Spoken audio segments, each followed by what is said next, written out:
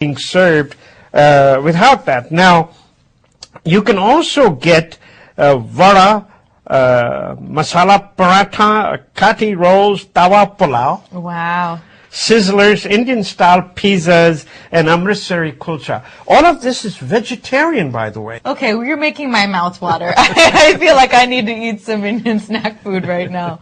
Well, moving from Indian street food to Indian cinema, I found a very interesting piece in the Economic Times from the Times of India on Bollywood heroines. So it used to be the case that if an actress on screen were smoking or drinking or behaving wildly, she was one of those vamp characters, right? She wasn't the leading female in the movie. Rather, she was kind of the side actress who played the side role.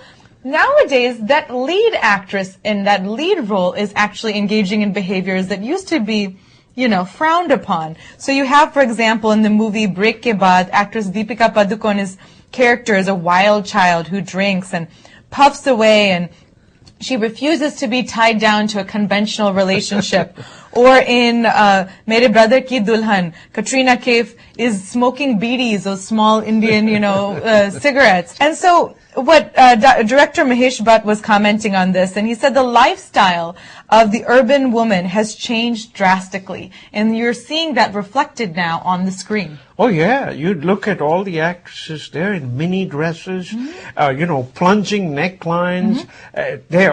They're slim. They work on their bodies. Oh, yeah, they do. And many of them are vegetarians.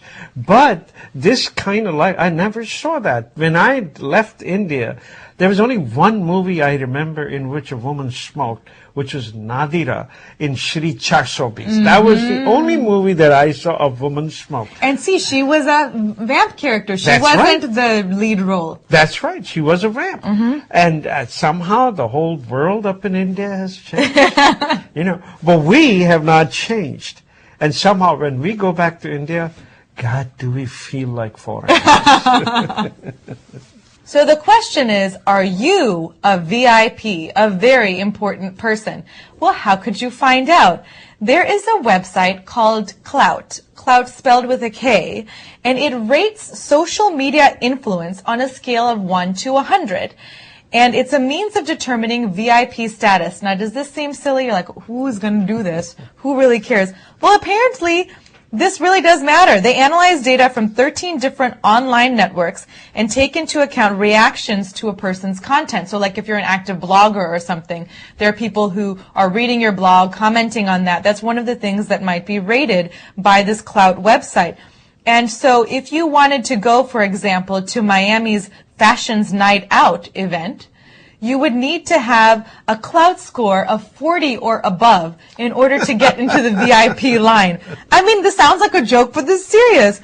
Another example from Miami, there's a particular event coming up by a philanthropist, Tracy Wilson Morning, and she is using Klout as a basis for selecting guests at the champagne reception for her charity, Honey Shine. So, as if people were not egocentric enough, now you have a way of going online and checking your Klout score. There is a business like that, and it's called Who's Who, and it's a subscription-based thing. They will call you. They send me emails a lot of times, Mr. Bhutani.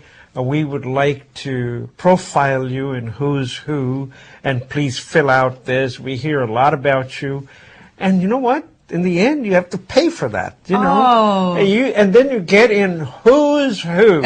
So this Klout, I am sure, somehow you pay for it. This is a model based on Who's Who. Okay, I'm going to go look up your score after the show. In Thanksgiving, people have formal dinners.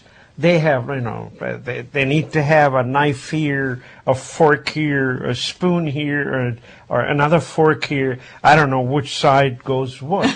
And most people don't really remember this because formal dinners are so few. People don't eat that much, and if they eat, they don't really pay that much attention. Well, now there's a placemat. available that shows you exactly where what goes. I mean, it is a picture. It's just like going to McDonald's cashier. They don't punch $1.59, they punch the hamburger. In this particular place, where it says the fork is, you put the fork right there. It's like a map or like a blueprint for your place setting? That's right, exactly. It is a business, I mean, I think it's a good thought to teach the children, hey, this is how you make a formal table. Wow. Well, hopefully it's a skill that will come in handy for them someday. This weekend, we certainly hope you've been eating lots of good food, spending time with family and friends, who knows, shopping, watching movies, but hope you enjoy the rest of your weekend. Thank you for joining us. Namaste. Namaste.